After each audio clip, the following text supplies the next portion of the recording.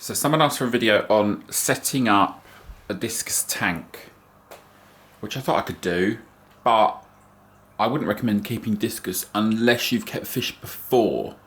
So you already know how to set up a fish tank, and that's all you're doing. I thought a better way of doing it was to say I'd started this again, what would I do differently? So I've had this for 3 years now. I've had a fish tank for 20 odd years, I don't know, since I was a kid. I've had discus for 3 years, and the whole point of the discus.switch name was that I was completely panicked about switching to discus because of all the stuff I'd read. 3 years later, most of the stuff I read is garbage, which is why I kind of run this channel to try and, not saying I'm an expert, but I can say what I found works nicely, and I will let the fish do the talking in that these look quite good, they look quite healthy, so I must be doing something right. Still not claiming to be an expert in any way, but just sharing the stuff I know. So instead of doing a how to build your discus tank, I'm going to do a what would I have done differently if I was starting now, knowing the stuff I've learned over the last 3 years. So the first thing is, I would have got a bigger tank. This one is only 18 inches front to back, and some of those fish are maybe 7 inches now. So I would like them to have more room. Obviously this tank was quite expensive, but to now go and buy another one, it's more than double the expense because the next one I'd want to buy would be slightly bigger. So just do it properly from the start is my key tip, and that goes for any equipment. Definitely don't buy a cheap heater, don't buy a cheap filter, don't buy a cheap tank, and we'll come to it in a minute, but definitely don't buy cheap fish. If you spend more at the start, you'll spend less in the long run. I firmly believe that, and I think I've proven that quite a few times with this. So the first thing would be to buy a slightly bigger tank. As long as you get your litres per fish right, you're fine. As long as you've got a decent sized group of fish, you're also fine. So that equation goes into how big your tank needs to be.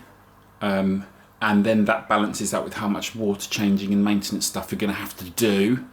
And I don't think this would be fun if I was changing 100% of my water twice a week.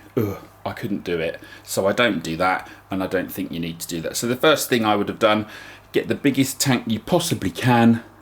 And if you're limited on budget, you have to get a small tank. I wouldn't put these in a small tank. The next thing I would have done is I would have got it with a sump on it. I've got two, you know, see this can be all dark. I've got two, can't see it now, Eheim XL 1200s I think they are. Massive filters, 20 litres each. Cleaning them's a pain, not that I do it very often. And you've just got no flexibility to put stuff in the sump because you can't put stuff in a canister. So I'd hide the heaters in the sump. You can even put the air in the sump, you put the resin in the sump, you put all the stuff in the sump, out the tank. The tank's much cleaner, the sump's much bigger. You can have K1 floating around in there, you can have tons of sponge, you can do what you want with the sump. But I'm limited to 2 canisters only, which works and is fine on this tank because they're massive, they're very quiet, they're very cheap to run. But I think I would have just chosen a sump if I could have done. And if I was doing it again, I'd obviously look into it to see how noisy it was going to be, but I think I would get a sump. So bigger tank, the biggest filters you can possibly get, and I think I'm going on the side of the sump if I was doing it again. And then the next big thing is the fish themselves.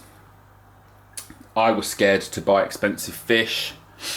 I bought the cheapest fish from a fairly unknown source, and I didn't know what to look for when buying a fish, and these fish just turned up, and I think there's only 4 of them. There's only 4 of them left. They've grown all right. That one's particularly nice, so I think I was lucky there because I didn't even order a red cover with a blue rim, but I've got a nice one. That just goes to show what happens. I got them at 2 to 2.5 inches. They turned up about 2 inches. Quite a lot of them died. I didn't know quite what I was doing with some of them either. They advised me to buy too many. I fell for that. And I wouldn't do that again. So if I was doing it again, I would first go and look at what makes a nice discus. And there's tons of videos about that, but you're looking at the eye shape, the eye size, the size of the body, how round it is, the colours, how confident they are, they're not hiding, they're swimming around looking at stuff, all those things. And then I would go and visit a breeder. I wouldn't go to a fish shop, and definitely don't buy them off of a Facebook group from some bloke you've never heard of, because I don't think they're going to turn up. Half the time they nick my photos off Instagram, stick them on the Facebook page, and then someone gives them money to buy the fish that are in my living room. It's crazy what goes on, so don't do that either. But I would buy a nice group. For this tank, probably I would start with 8 to 10. It's going to cost you. And I would get 4-inch fish, and then I would grow them up. Because the other thing with the 2-inch fish, they're cheaper, so you're not worried about losing them. But you don't know what they're going to turn out into, because you don't know if they're male or female, you don't know what colours are going to be.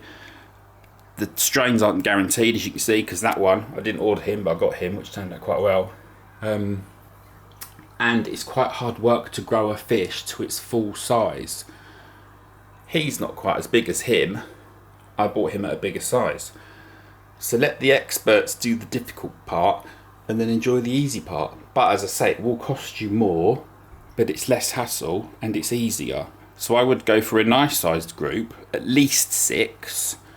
But if you add them all at the same time, you're going to get less fighting, bullying, less chance of someone turning into a runt and hiding in the corner.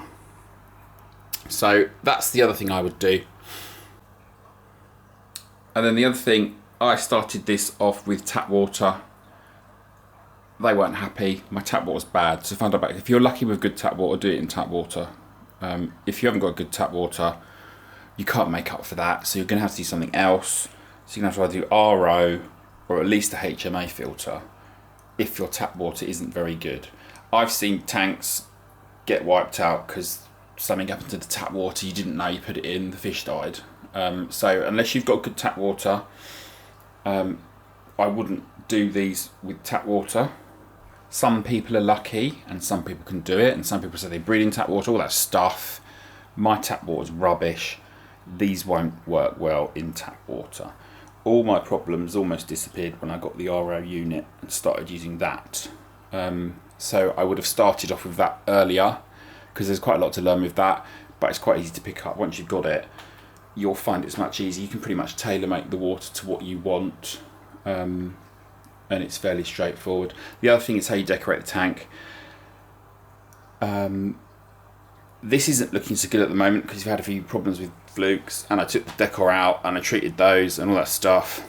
But from that, the biggest problem with these is bacteria and parasites and keeping it clean. So don't have anywhere for stuff to get trapped or stuck. Jaggedy wood, complicated things, stuff that doesn't hit the bottom cleanly and things can get trapped underneath. So these rocks, for example, I've cut that rock in half so the bottom's completely flat. Nothing can get stuck underneath that rock. Every time before, if you lifted up the wood or you lifted up the rock, there'd be a load of stuff that somehow gets underneath it. That makes the water go downhill. If the fish get to food that's a day old, it can kill them. The stuff that can happen is horrendous. So keep the decor simple. I know it can look nice with all this stuff all over the show, but it just makes it more difficult. If you want it to be difficult, do it difficult. If you want it to be easier, take the straightforward route. So I had a massive bit of wood in here once.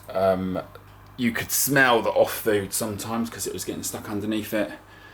That wood's now in the garden, and I'm going to get some wood back, but it's simple stuff that doesn't have anywhere for food to get trapped underneath it. That's the key thing. Food getting trapped, going off, can cause whirling. I'm pretty sure a fish died because it ate some food that was off, and it died pretty fast too. So it's not worth it. It might look nice, but it's difficult to do.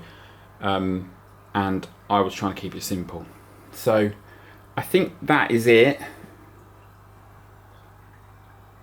Don't have these if you don't understand the nitrogen cycle, how to clean water, how to look after fish. So start with normal fish, easy fish, get used to that.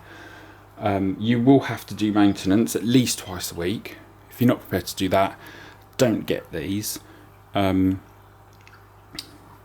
we could go on for hours about the problems you're going to have, but avoid all those problems by setting yourself up properly with the biggest tank you can with the most water in it that you can do, quality fish and big filters. And maybe that was a bit scary, but it isn't actually that difficult, but there is always something to deal with, so it's never boring.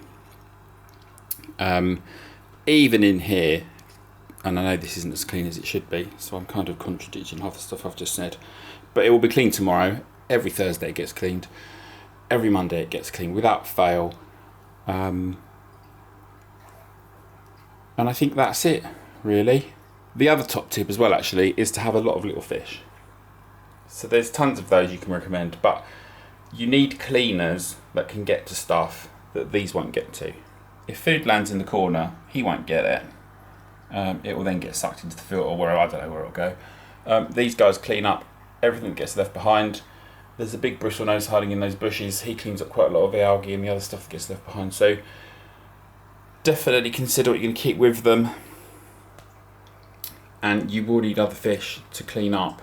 So it's pretty much all about keeping it clean, all about having the good bacteria outcompete the bad bacteria. That's why you have such big filters. And as I say, if I was doing it again, I would definitely get a sump, a bigger tank, and I'd have bought different fish. Most of these fish are now from a different supplier, and I've slowly got rid of the ones that were of much lower quality that I had, and don't buy anything cheap. Let me know if you agree with that, if you want to know more about any of that.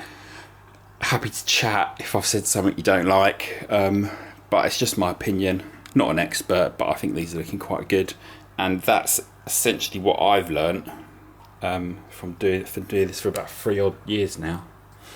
Yeah, comment, subscribe, like, all that stuff, and if you want to see something in particular, let me know and we'll whiz a video on that for you.